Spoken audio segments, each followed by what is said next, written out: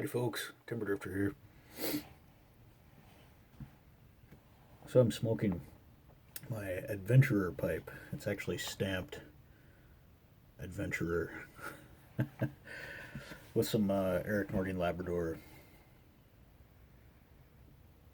So, the reason I'm smoking this pipe is because I was just out here in the shed going through the current issue of The Backwoodsman, the only magazine I regularly buy. And there's an article in here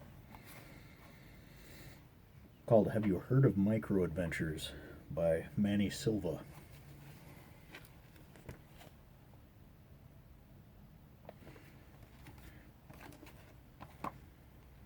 One of the reasons I like this magazine is because the majority of the articles are written by people who are not professional writers.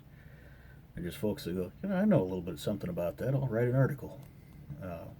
I like that concept. Also, I've been reading this magazine since the early 90s.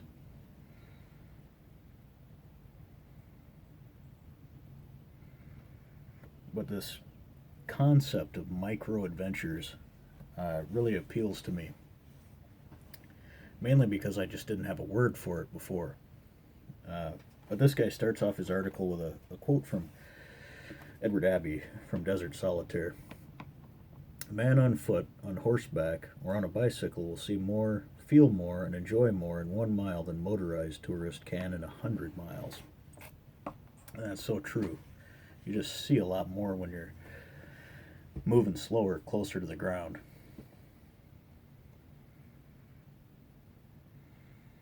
And I'm not going to read the whole article, but I'll read a few bits from it. So he starts it off with, says, like many people, I have dreamt of having epic adventures in faraway places. Unfortunately, life has a way of interfering with my dreams, right? We all understand that.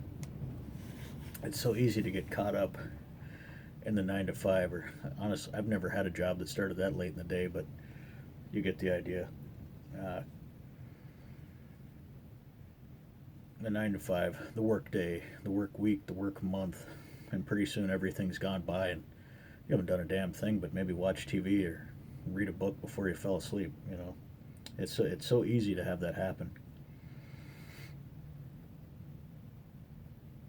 And something that's been really important to me for a long time are the concept he's talking about, micro adventures. Usually it's just a few hours, or it could be a day on your days off where you just go somewhere and do a little something.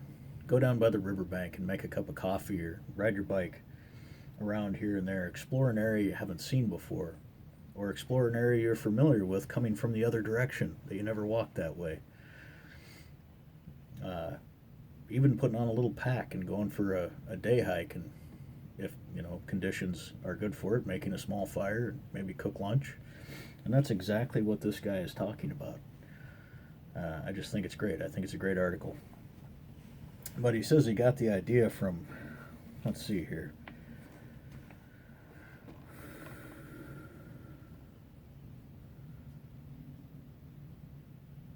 It says he came across an article about a man named Alistair Humphreys. That guy's got to be British, right? A name like that. He won the 2012 National Geographic Adventurer of the Year award. Humphreys developed a concept he named micro-adventures. He suggested that many people dream of having grand adventures but rarely carry them out. Humphreys thought about it and had a brilliant idea. Adventure begins at your doorstep, he concluded, and he began a series of adventures in which he set out from his London home and rode his bicycle on short local trips. He slept out in the open in a bivy bag, swam in cold streams, and met all kinds of interesting people.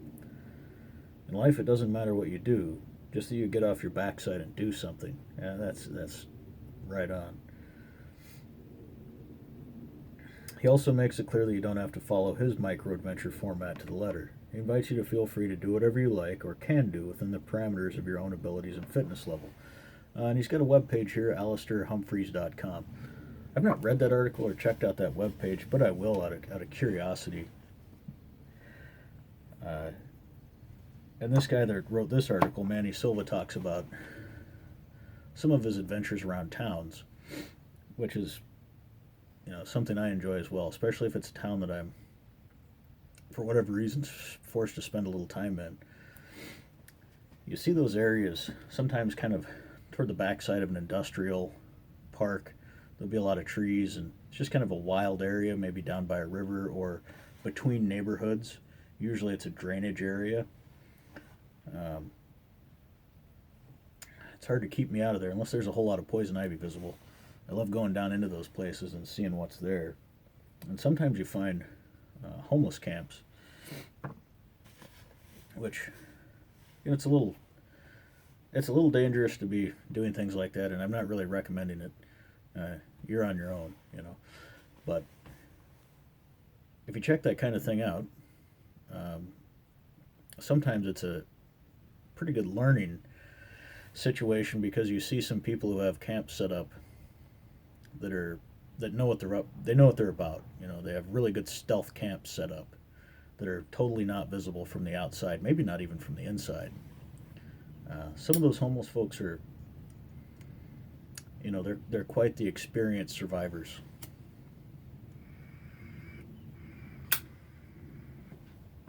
And one of the things he mentions in here is he talks about all those kind of adventures, and he suggests that you choose safe areas and things like that.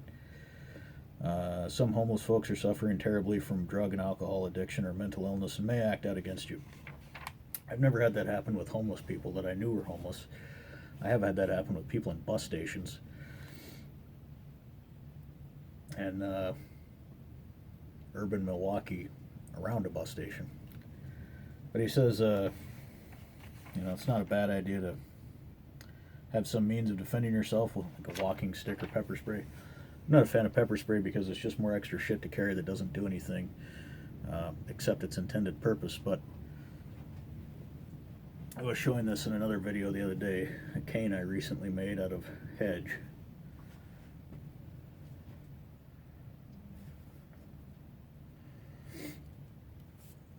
I do often carry a cane.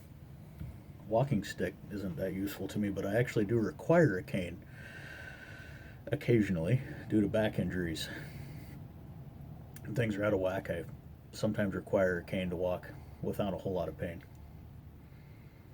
And I tend to just like carrying one anyway. Sometimes I'll strap a bag, put a bag strap over that, and just carry it like a bendel stick, hanging that way. Can be useful for fishing things out of water, that kind of stuff. But yeah, cane can be useful for the very extremely rare occasion when you might need to defend yourself. The gentlemanly art of beating someone's ass with a cane, all that business. But I just like making these things, especially since I actually need one sometimes. So it's fun for me to do. But the concept of micro adventures, the way that I had thought of it previously, before I had the word micro adventure, was putting on my imaginary fedora and bullwhip like Indiana Jones. Doesn't matter where you're going. You could be going on a walk in a cemetery, but if you have your adventure mind on, it makes things more interesting, and you might be more likely to go look under that bridge or water course or explore where the beavers are cutting trees at the edge of the cemetery. Things like that. I just found this article encouraging and fun. And I'm always encouraging people to get outside. So take a look at Backwoodsman Magazine. If you're not familiar with it, give it a look. There's plenty of interesting articles usually.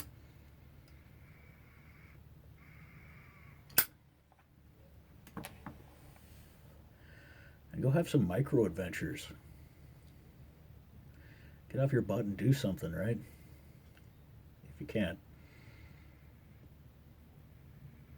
Hell, sometimes hanging out in your backyard and watching the squirrels can be an adventure. Seriously. Anyway, you'll take care. Go outside. Have an adventure.